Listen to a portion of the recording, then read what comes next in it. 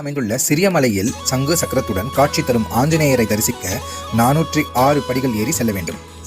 108 திவ்ய தேசங்களில் ஒன்றாக திகழும் இந்த தலத்திற்கு கடிகாச்சலம் என்றொரு மற்றொரு பெயரும் உண்டு.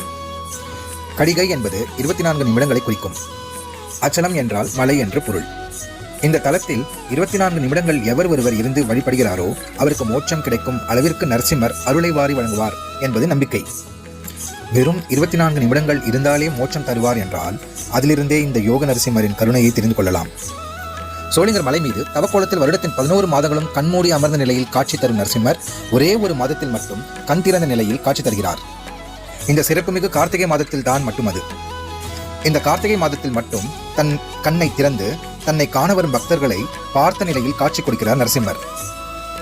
சப்த ரிஷிகளுக்கு நரசிம்மராக திருக்காட்சி தந்ததாலும் யோக ஆஞ்சநேயராக அனுமன் இருப்பதாலும் இன்னும் மகத்துவம் நிறைந்த திருத்தலமாக போற்றப்படுகிறது.